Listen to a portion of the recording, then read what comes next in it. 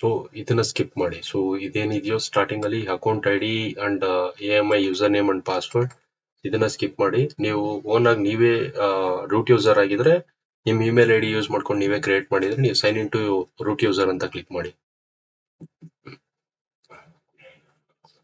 ಇಲ್ಲಿ ನಿಮ್ಗೆ email ID ಕೇಳುತ್ತೆ. ಸೊ ಇಮೇಲ್ ಐಡಿ ನೀವು ಕೊಡ್ಬೇಕಾಗುತ್ತೆ. ಇಮೇಲ್ ಐಡಿ ಕೊಟ್ಬಿಟ್ಟು ನೆಕ್ಸ್ಟ್ ಅಂತ ಕ್ಲಿಕ್ ಮಾಡಿ. ಸೆಕ್ಯೂರಿಟಿ ಕೋಡ್ ನ ಎಂಟರ್ ಮಾಡಿ you are not a robot ಅಂತ ಕ್ಲಿಕ್ ಮಾಡ್ಬೇಕಾಗುತ್ತೆ ಇಲ್ಲಿ. ಸೊ ಒನ್ಸ್ ಇದು ಸೆಕ್ಯೂರಿಟಿ ಕೋಡ್ ಎಂಟರ್ ಆದ್ಮೇಲೆ ನಿಮ್ಗೆ ಪಾಸ್ವರ್ಡ್ ಕೇಳುತ್ತೆ.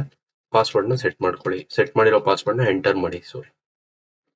ಸೊ ಈಗ ವೆರಿಫಿಕೇಶನ್ ಇಮೇಲ್ ಐಡಿಗೆ ನಿಮ್ಗೆ ಮೇಲ್ ಐಡಿ ಹೋಗುತ್ತೆ, ಮೇಲ್ಗೆ ಕೋಡ್ ಹೋಗುತ್ತೆ. ಆ ಕೋಡ್ ನ ನೀವು ಎಂಟರ್ ಮಾಡ್ಬೇಕಾಗುತ್ತೆ ಇಲ್ಲಿ. ಸೊ ಕೋಡ್ ನ ಎಂಟರ್ ಮಾಡಿ ವೆರಿಫೈ ಅಂಡ್ ಕಂಟಿನ್ಯೂ ಅಂತ ಕೊಡಿ. ಸೊ ನಿಮ್ಗೆ ಇಲ್ಲಿ ಎವ್ರಿ ಟೈಮ್ ನಿಮ್ಗೆ ಕೋಡ್ ಹೋಗ್ಬಾರ್ದು ಅಂದ್ರೆ ನೀವು ಪಾಸ್ ಕೀನ ಜನರೇಟ್ ಮಾಡ್ಕೋಬೇಕಾಗುತ್ತೆ.